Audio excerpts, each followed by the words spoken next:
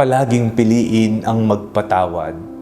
Ako po si Father Fiel Pareha at ito po ang ating segment, ang Daily Devotion, na kung saan tayo po ay magdarasal, magbabasa at magninilay kasama ng salita ng Diyos sa buong taon. Manalangin tayo. Sa ngalan ng Ama, ng Anak at ng Espiritu Santo. Amen. Halina, banal na Espiritu, liwanagan mo ang aming puso at isip, nang maunawaan at may sa buhay namin ang iyong salita. Amen. Our Bible passage for today is from the Gospel of St. Matthew chapter 5, verses 43 to 48, and I read it for you. You have heard that it was said, "You shall love your neighbor and hate your enemy." But I say to you, love your enemies and pray for those who persecute you, so that you may be children of your Father in heaven. For he makes his sun rise on the evil and on the good, and sends rain on the righteous and on the unrighteous. For if you love those who love you, what reward do you have? Do not even the tax collectors do the same? And if you greet only your brothers and sisters, what more are you doing than others? Do not even the Gentiles do the same? Be perfect, therefore, as your heavenly Father is perfect. Ano po ang tinuturo ng mundo? Huwag kang magpatawad. Yan po ang turo ng mundo. Kapag nasaktan ka, kapag nalungkot ka, kapag ginawan ka ng masama, huwag kang magpatawad. Manigas siya. Habang buhay, hanggang sa hukay, dadalhin ang hindi pagpapatawaran. Ngunit kaiba ang turo ni Jesus.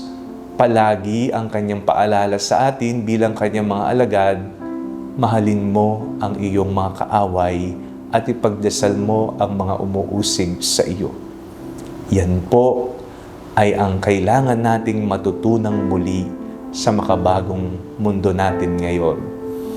Ang pagpapatawad ay isang desisyon. Forgiveness is a personal choice and a personal decision, and it has nothing to do with our feelings and emotions.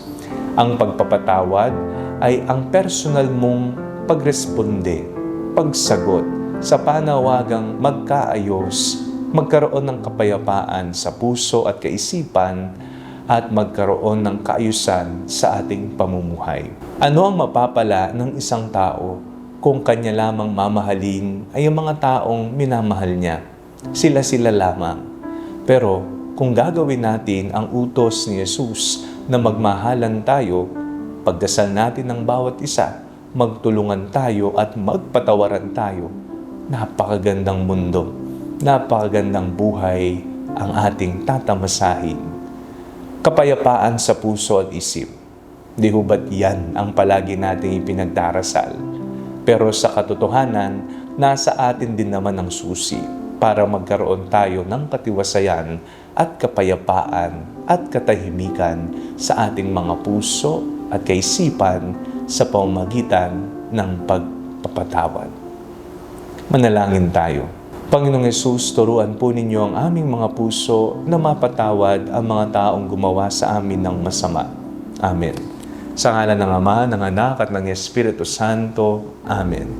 Huwag po ninyong kalimutang i-like ang video ito, mag-comment po kayo and share it with your family and friends. Ang panalangin bago matulog ay may sariling Facebook page na po. Huwag niyo pong kakalimutang mag-like at mag-follow dito, and do not forget to subscribe to our YouTube channel. I-click niyo lamang po ang link na nasa description ng video ito, o kaya naman po just search Father Fiel Pareha.